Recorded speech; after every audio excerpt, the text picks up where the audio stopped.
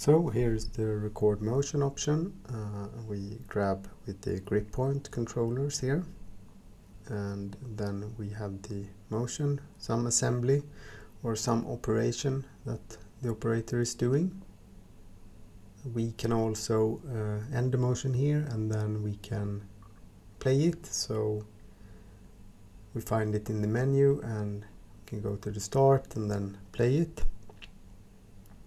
as you can see here. And you also have the actual motion in the window here, but it's located where the object frame of the object is.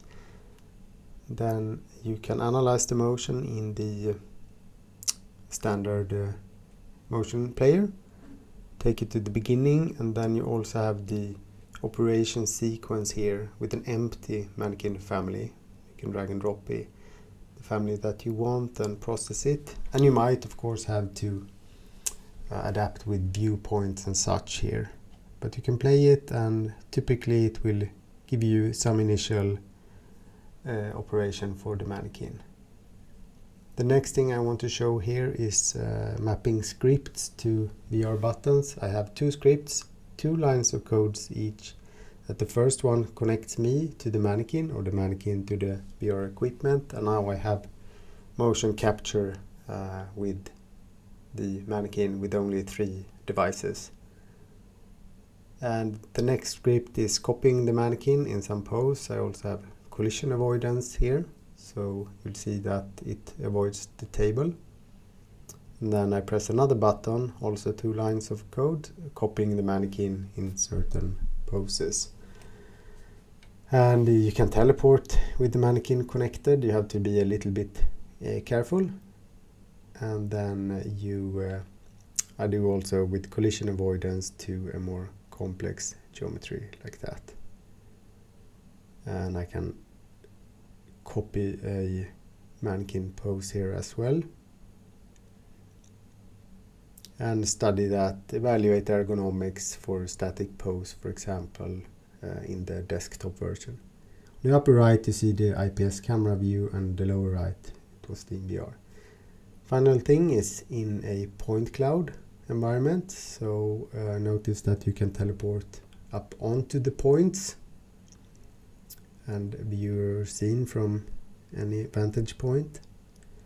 And here I play a motion from a robot that I planned in the point cloud, and you see the distance measure updating. And of course this is one big benefit for IPS VR, that you get all the nice IPS functionalities in VR.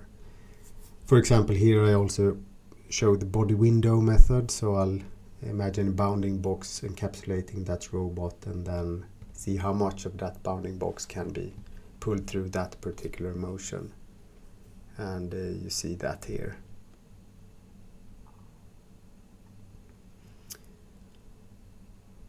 And here's the grabbing, and you see that the distance measure and collision measure is updating. Yellow when it's colliding with points, and red when it's colliding with CAD geometry. And here's the two-handed grabbing in action. So, yeah.